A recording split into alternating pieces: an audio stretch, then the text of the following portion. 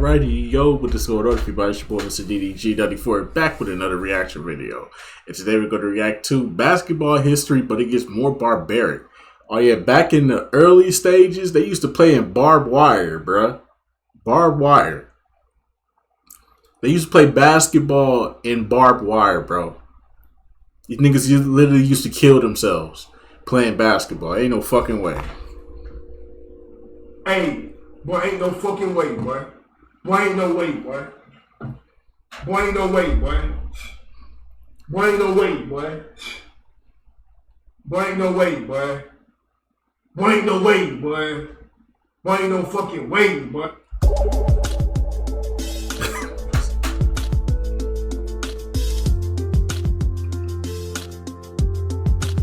Oh my goodness. How the fuck do you play basketball with barbed wire, bro? That shit is not cool. What was they thinking back then? The game of basketball has been around for over 100 years, and during that passage of time, many developments have happened that have softened up the sport and the competitors involved. In this video, we're traveling back in time, further and further into the past, as the league simultaneously becomes more and more barbaric, to the extent that some of you may find hard to believe. Let's start with recent history, which is the early 2000s. I need context. For most of NBA history, the offensive 3-second violation rule has been in place, but the defensive 3-second violation did not exist until the 2001 to 2002 season. As most of you know, the defensive 3-second violation is when the defender is in the painted area for at least 3 seconds, while not actively guarding an opponent, which will result in a technical free throw for the opposing team. Before the year 2001, NBA centers could simply camp under the basket, providing constant rim protection for their team. But with the new 3-second rule, centers had to be constantly moving in and out of the paint to avoid a violation. Less time being spent in the paint meant that less dunks and layups were being contested at the rim.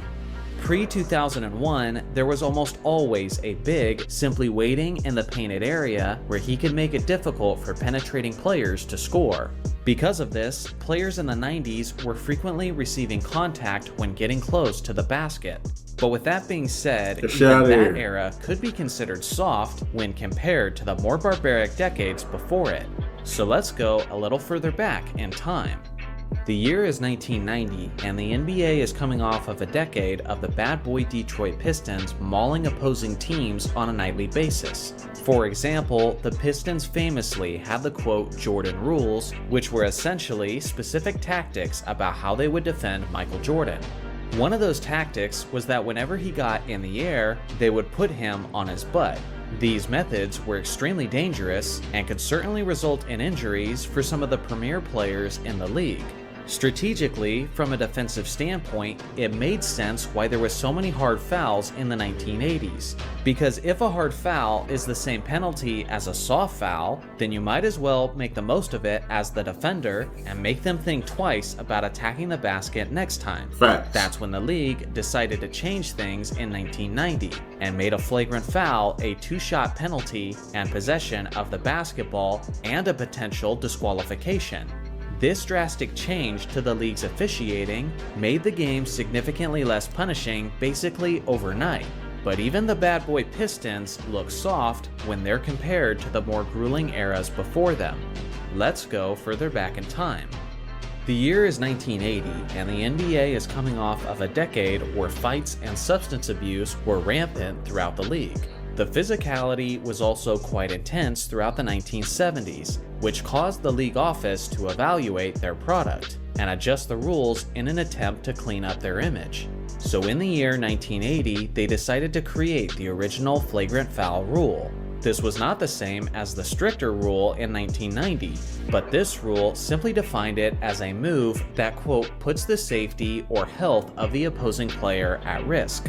When this flagrant foul was first introduced, it was not 2 free throws and possession of the basketball, but instead it was basically treated as a common foul, with the only additional penalty being that the opposing coach got to choose who shot the 2 free throws.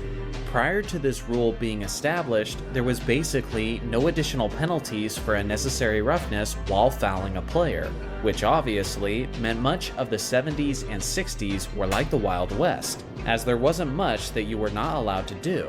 But even with this being said, this era would still be considered soft compared to the more savage eras that came before it. So let's go even further back in time.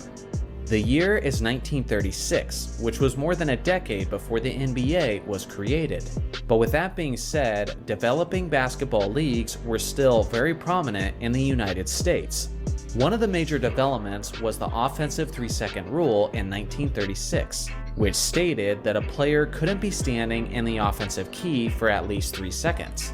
Without a flagrant foul rule of any sort, and without a penalty for camping under either basket, battling for rebounds was like a chaotic frenzy. Under the rim was basically a crowded war zone on any given night, as players battled for extra opportunities with few interruptions from the referees. Believe it or not, even this wasn't the most brutal era of basketball.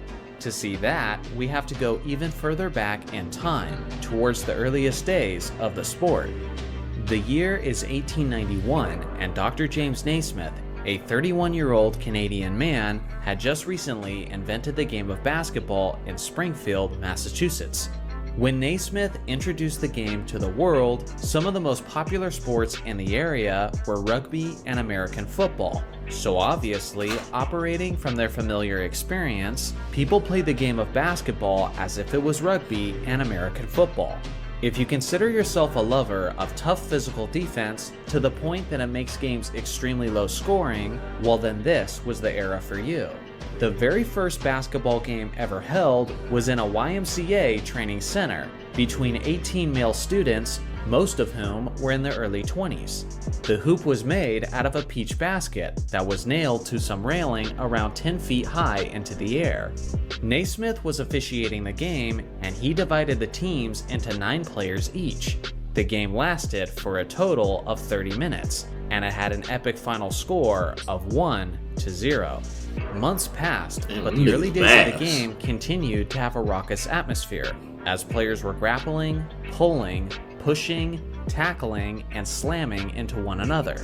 This brutal and chaotic style created an exciting atmosphere for new basketball fans, and those fans began feeding off of that energy and became extremely rowdy as a result.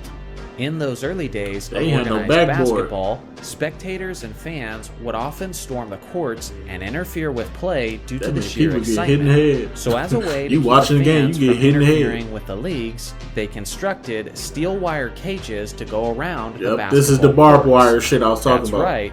Basketball games used to be played in cages as if they were witnessing a UFC fight. With that being said, players did not tone down the physicality once the cages were installed. Players would often slam and throw each other into the steel cage, and as a result, they would be finishing games with cuts and bruises all over their bodies. One of those early players said that the courts were often covered in blood, and would even have stains all over from previous games. By far, this was the most barbaric and brutal era of basketball history, to the point that even the bad boy Pistons looked like soft pansies by comparison. Players in those days were often referred to as cagers because of their punishing style of play in those cages. It stayed that way for several years, but in the early 1900s, basically everyone was tremendously relieved when they replaced the steel cages with rope mesh nets, which significantly reduced the amount of injuries during the action. So what do you guys think? Which era had the perfect amount of physicality for the game of basketball? Clearly the Are you a cages, the psychopath medievals, who would like to see the cages return? The barbarics. Or are you someone who prefers a league with free reign to the rim? Whatever your perspective may be, I prefer the look forward 90s. to hearing it in the comments section below. Thanks for watching as always. Make sure to like and subscribe for more. I prefer the 90s and the 2000s. That's when every team had a star player. Everybody played defense. and the league was up for grabs, kinda, because you had Michael Jordan, who was a powerhouse within himself. Then you had Shaq and Kobe. Who the fuck was getting past them around that time? But still, though, those days was when basketball was fun. When it got to like 2000, and I want to say when it got to like 2014 and up, that's when the game started getting whacked. Realistically, when Adam Silver took over, that's when the basketball game started becoming like garbage, bro. Like real talk. When Adam Silver took over, I feel like that's when basketball just really stopped. Like it just didn't have a purpose to sit through a full game no more. Cause they was making the league so fucking soft. They was taking away everything that David Stern made great about it. That's why David Stern is the best thing to ever happen to the NBA. Hands down. R.I.P. David Stern. We should have kept him. Now we got this egghead alien looking thing running the basketball league, and it's been shit for the past couple of years now. He just needs to embrace what David Stern was putting there, bro.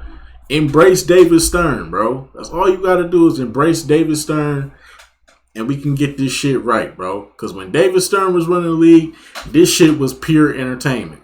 When David Stern decided to retire and let Adam Silver take over, this shit started becoming shit. Okay? We had a few good seasons, but most likely but for the most part, it's been shit.